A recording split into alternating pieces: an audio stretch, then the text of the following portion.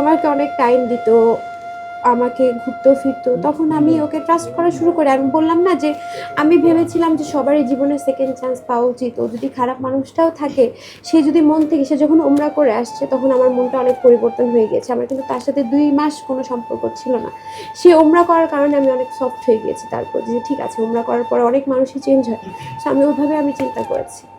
আচ্ছা, আমি আমার জায়গা ফাইনাল কি ধরনের অত্যাচার, মানে মারধরের তো অনেক রকম আছে।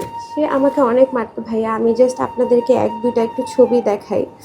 আমার ছবি ডিলিট করে দিয়েছে, আমার ফোনের অ্যাক্সেস ওর কাছে। সো ও যেভাবে চাবে ওভাবেই আমার ইয়ে করতে হবে। দেখেন ভাইয়া, একটু আপনারা দেখুন। এটা কোনো মানুষ মানুষকে মারতে পারে না। সে হাতে আশেপাশে যা পাইতো, পাওয়ার ব্যাংক বা যা পেতো, সে ওটা দিয়ে আমাকে মারতো।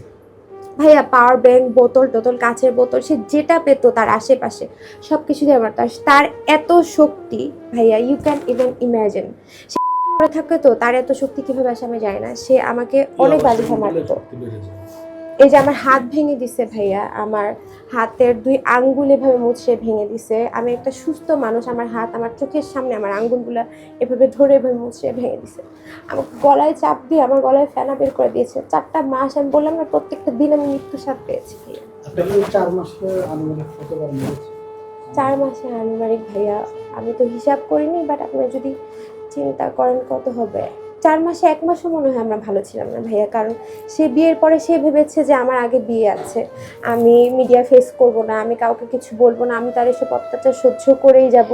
আর আমি যখন কাউকে বলতে নিতাম, আমার বাপ মাকে বলতে নিতাম। আমি চাচ্ছি ভাইয়া, আমি সেফটি চাই, আমি জাস্ট আমার সেফটি চাই, কারণ সে আমার বাসায় ঢুকে যাচ্ছে, আমার কোনো সেফ নাই। আমি তাকে ডিভোর্স দিতে চাচ্ছি, তাকে যাতে আমি শান্তিপূর্ণভাবে ডিভোর্সটা দিতে চাই। আমি ফ্যামিলির সাথে কথা বলে, আমার ফ্যামিলি বলেছে কোনো মামলার মধ্যে না যেতে। আমি এখন এই ব্যাপারে শিওর না ভাইয়া, বিকজ আমার তো সেফটি, আমি যদি দেশের আইনের কাছে না যাই, আমাকে তো আসলে আপনারা কতক্ষণ এভাবে থেকে সেফটি দিবেন ভাইয়া? যতক্ষণ না ডিভোর্স না দিবেন ততক্ষণ সে আপনার জি না, সে বাসায়, এখন আমরা সেপারেটেড আছি, সো তার বাসায় তো আসার রাইটস নাই। আমি তো তার কার্যকলাপের জন্য আমি ডিভোর্স দিতে পারছি না ভাই। আমি তাকে বলেছি যে ডিভোর্স দিব, সিগনেচার দিলে হয়ে যাবে।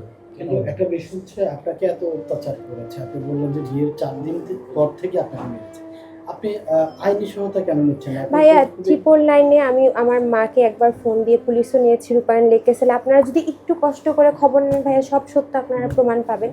999-এ একবার ফোন দিয়ে হচ্ছে আইনি সহযোগিতা নিয়েছি।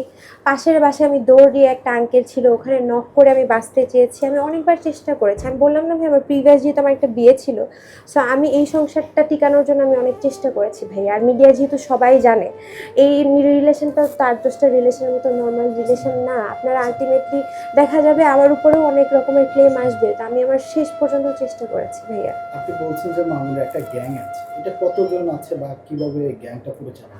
ওর গ্যাং কতজন বলতে 4-5 জন অনেক ক্লোজ, অনেক বেশি, যারা মামুনের সাথে সবসময় ও সব কিছুতে অ্যাপ্রিসিয়েট করে। আর ভাইয়া ফোনে কথা বলতো কার কার সাথে, আমি আসলে আমার ফোনও কন্ট্রোল করে, ওর ফোন তো আমি কন্ট্রোল করতে পারতাম না। আমি ওর ঘরে ছিলাম, ওর বাসায় ছিলাম, ওর আত্মীয়ের সাথে ছিলাম। সো আমার তো আসলে কোনো কিছু করার অপশন ছিল না ভাইয়া। কি হইলো যে আপনি এখন চলে আসলেন, এখন আমাদের সামনে আমি ভাইয়া আর সহ্য করতে পারছি না, আমার বডি আর কোনোভাবেই নিতেছে না, আমি মরে যাচ্ছিলাম। আপনারা হয়তো পেতেন, ও আমাকে কাটায় দিত। এই জন্য আমি লাস্টে আমি না পেরে, যখন আমি আমার পরিবারকে জানানো শুরু করলাম, আমার পরিবার তখন আমাকে বললো যে ঠিক আছে, তুমি এখান থেকে বের হও, আমরা তোমাকে সব ধরনের সহযোগিতা করবো, তুমি জাস্ট এখান থেকে বের হও। তখনই আমি আমার জিনিসপত্র নিয়ে চলে আসলাম। আপনার কথার সূত্র যদি ধরে বলি, আপনি বলছেন যে মামুন বাসায় আসলে ভিডিও কলে অলওয়েজ কথা বলে, ভিডিও কলে কথা বলতেই পারে, কিন্তু কেমন ধরনের কথা একটু যদি বিস্তারিত জানতে চাই। ভিডিও কলে কথা না, মানে ও লাইভ করতো, সেখানে টিকটক লাইভ করতো। ও হচ্ছে সৌদি যাওয়ার পরে টিকটক লাইভ শুরু করে, এর আগে তো ওর কন্টেন্ট করে ওর ইনকাম ছিল। তো টিকটক লাইভে সে বিভিন্ন মেয়েদের সাথে কথা বলতো, এভাবেই সে, এটা নিয়ে তার সাথে আমার বিভিন্ন সময় মনোমালিন্য হতো যে তোমার কি, মানে এটাই কি তোমার কাজ, যে মানুষকে কনভিন্স করে মেয়েদের সাথে এভাবেই কি তোমার টাকা কামাইতে হবে? মানুষের আরও ওয়ে আছে, তোমার টাকা কামানোর দরকার নেই। আমি তোমাকে তো এক্সপেন্সেস দিচ্ছি ভাইয়া, ওখানে অনেক এক্সপেন্সিভ একটা বাসায়, সব খরচ আমি বিয়ার করতাম। তো এরপরেও সেগুলো কন্টিনিউয়াসলি করে যাচ্ছিল। কতজন প্রেমিকা আছে?